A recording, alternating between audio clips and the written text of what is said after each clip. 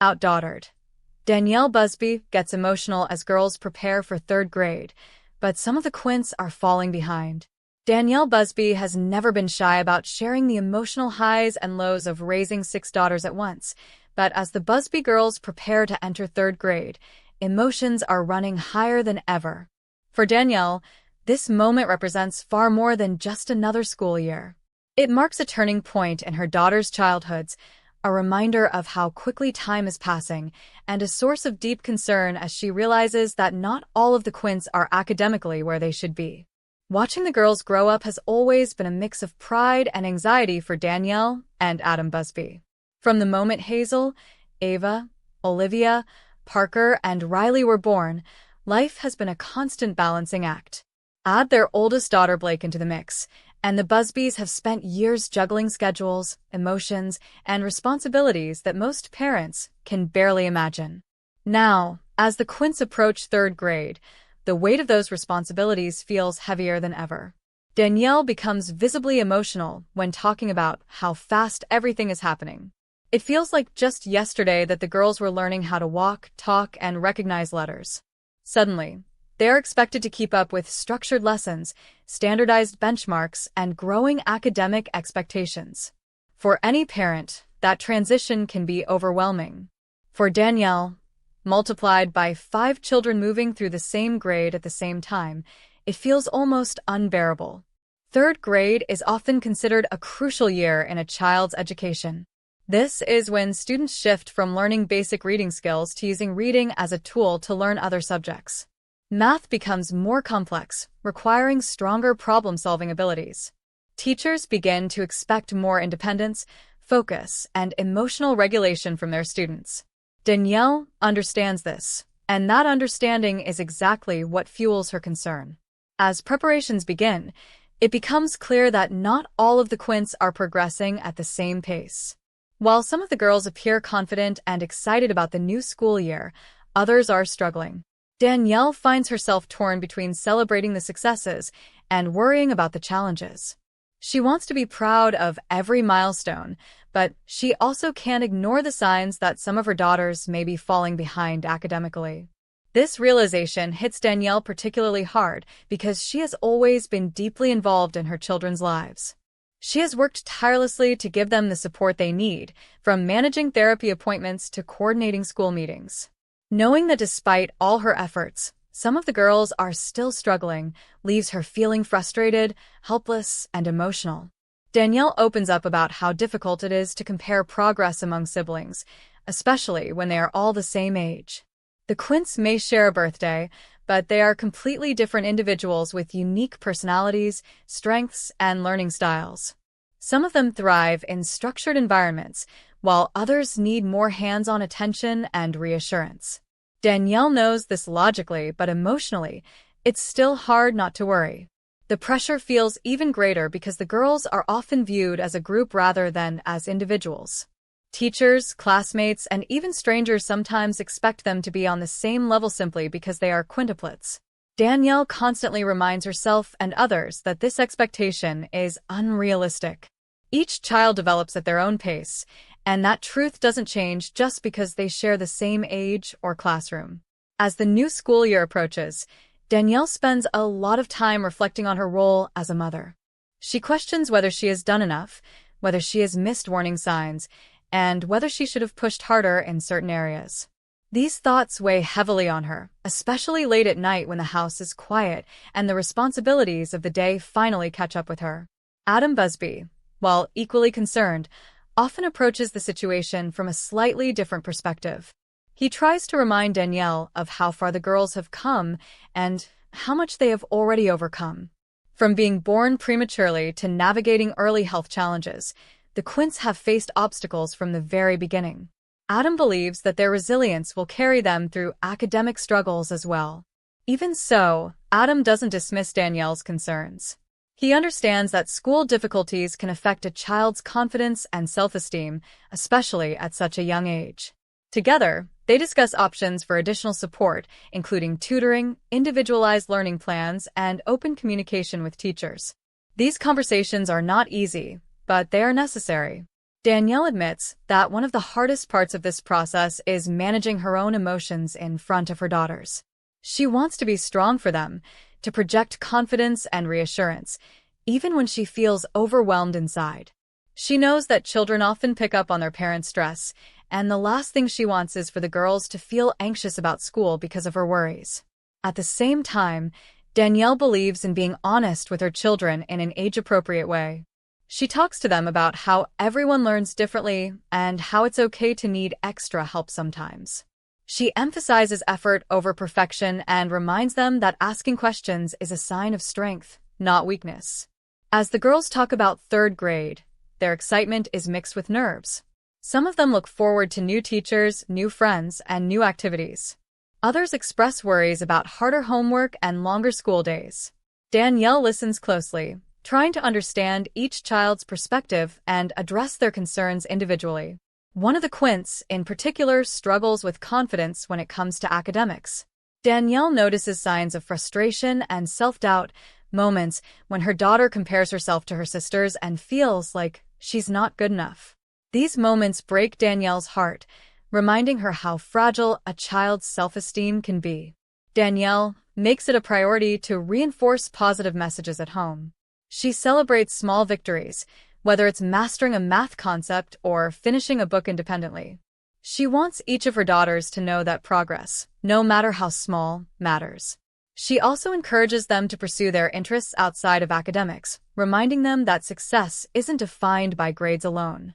Despite her efforts, Danielle can't completely shake the fear that some of the girls might struggle more than others as academic demands increase.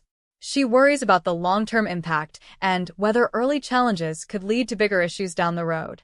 These fears are amplified by the sheer scale of her family, knowing that even one child struggling requires time and attention she has to divide among many. The emotional weight of this realization becomes especially heavy when Danielle reflects on how quickly her daughters are growing up. Third grade feels like a step closer to adolescence, a reminder that childhood is fleeting. She finds herself longing for the days when problems could be solved with a hug and a snack, when school pressures didn't loom so large. Blake, as the oldest sibling, plays an interesting role during this transition. Having already experienced third grade herself, she offers advice and encouragement to her younger sisters. Danielle watches these interactions with a mix of pride and nostalgia, recognizing how much Blake has grown into a supportive and caring big sister. The Busby household becomes a hub of preparation as the school year approaches. Backpacks are packed, supplies are organized, and schedules are reviewed repeatedly. Amid the logistical chaos, Danielle finds herself pausing often, taking deep breaths and reminding herself to stay present in the moment. She acknowledges that part of her emotional response comes from her own personality. Danielle has always been deeply invested in her family, often placing their needs above her own. While this dedication is one of her greatest strengths, it can also make it difficult for her to step back and trust the process. Danielle talks openly about the importance of asking for help, something she hasn't always been comfortable doing. Whether it's leaning on Adam for emotional support or reaching out to teachers and professionals, she recognizes that she doesn't have to carry everything on her own. This realization doesn't come easily, but it brings her some comfort. As the first day of third grade approaches, Danielle feels a mix of hope and fear. She hopes that the girls will rise to the challenge, surprise themselves, and grow in ways she can't yet imagine. At the same time, she fears the moments of struggle, disappointment, and self-doubt that may lie ahead. On the morning of the big day, emotions run high. Danielle does her best to stay upbeat, offering hugs, words of encouragement, and smiles. Inside, however, she feels a knot of anxiety, wondering how each of her daughters will navigate the day. She knows she can't protect them from every difficulty, and accepting that reality is one of the hardest parts of being a parent. As the girls head off to school, Danielle allows herself a quiet moment of reflection.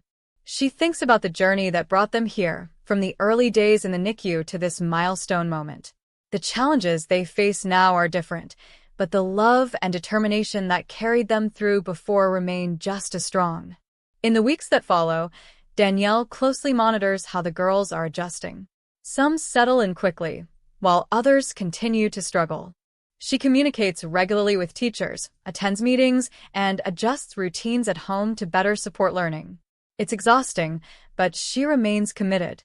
Through it all, Danielle learns to balance her worry with gratitude. She is grateful for dedicated teachers, supportive family members, and the opportunity to advocate for her children. She reminds herself that falling behind doesn't mean failure, and that growth is rarely linear. Danielle's emotional journey during this time highlights a reality that many parents face, but few talk about openly. The fear of not doing enough, the pain of watching a child struggle, and the challenge of letting go of control are universal experiences. For Danielle, these feelings are intensified by the size of her family, but they are rooted in the same love and concern that drive all parents.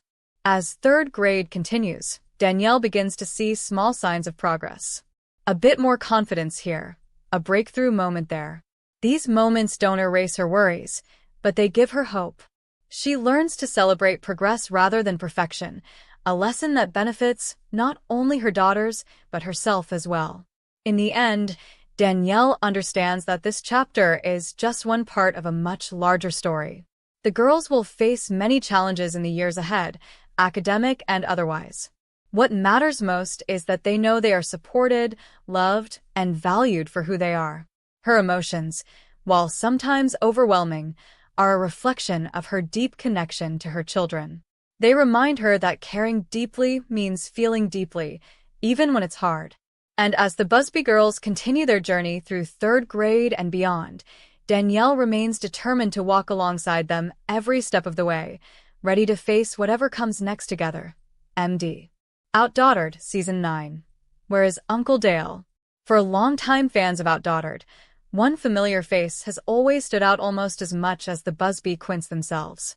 Loud, sarcastic, playful, and never afraid to stir the pot, Uncle Dale Mills became an unexpected fan favorite over the years.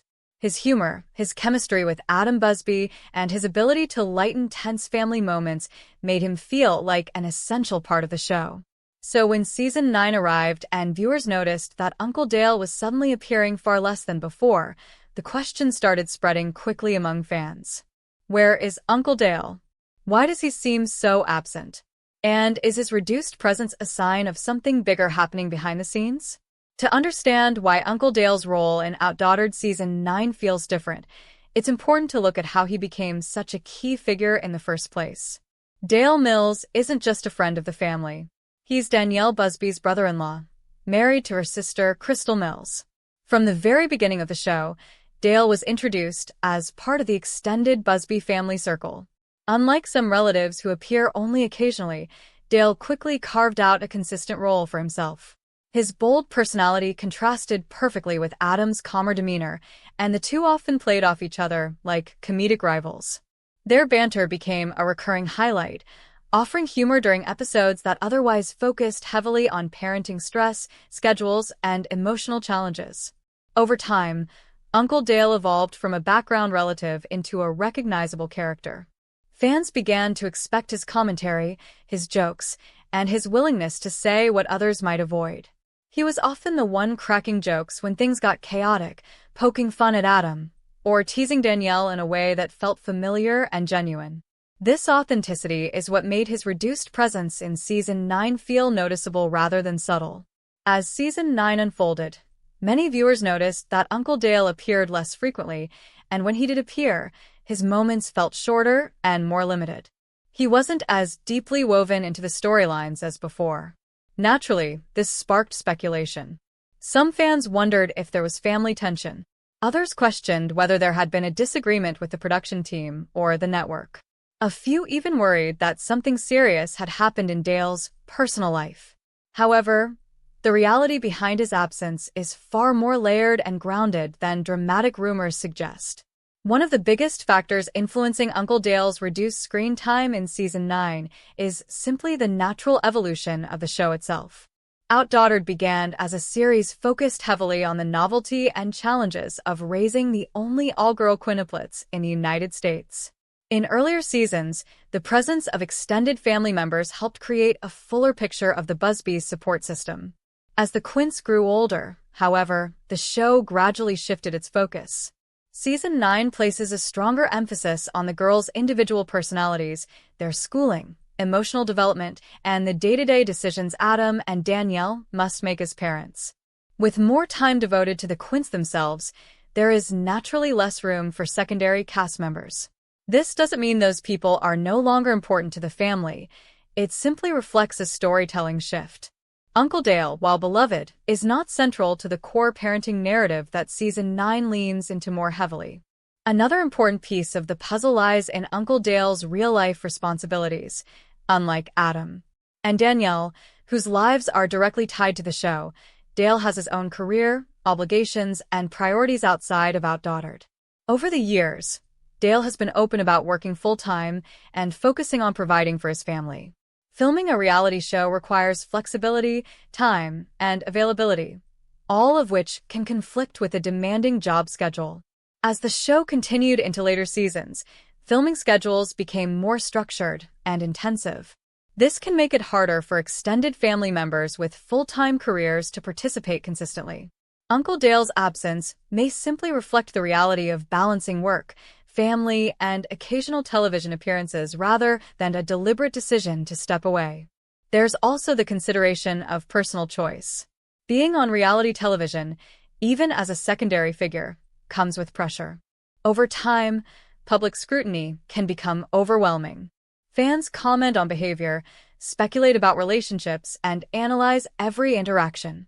While Uncle Dale has often embraced his public persona with humor, it's possible that he chose to step back slightly to maintain privacy and reduce exposure.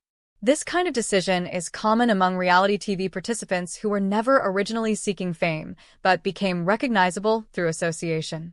Another factor worth noting is the broader family dynamic during Season 9.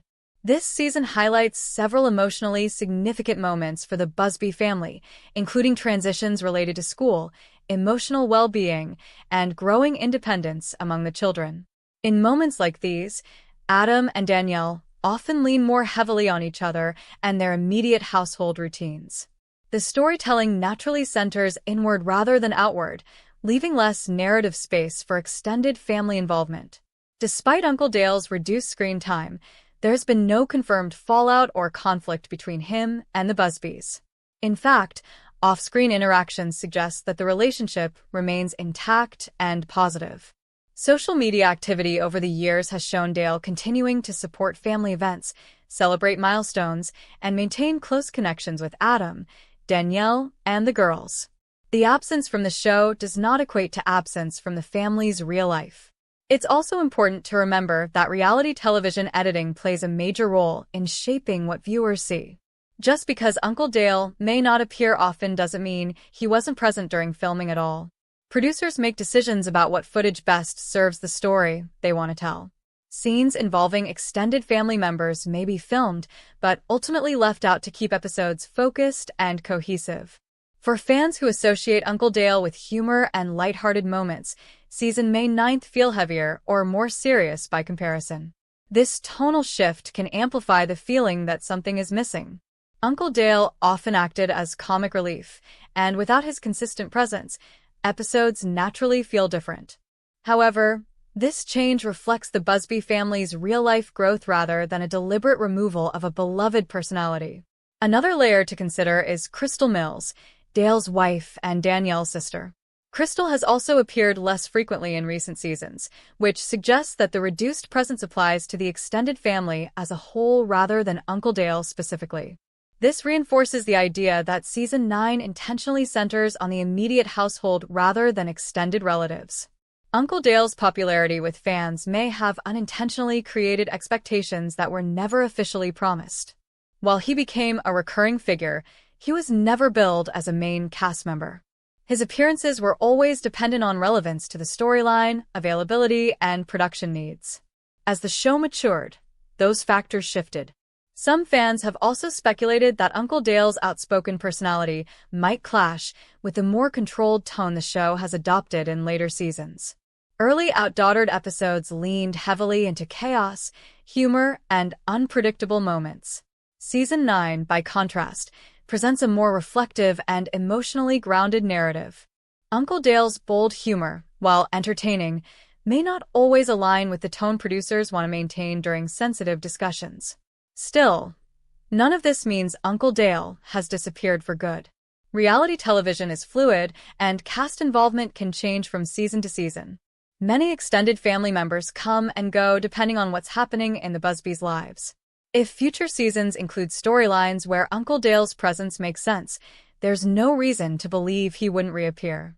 What remains consistent is the impact Uncle Dale has had on the show's legacy. His moments remain some of the most memorable for longtime viewers.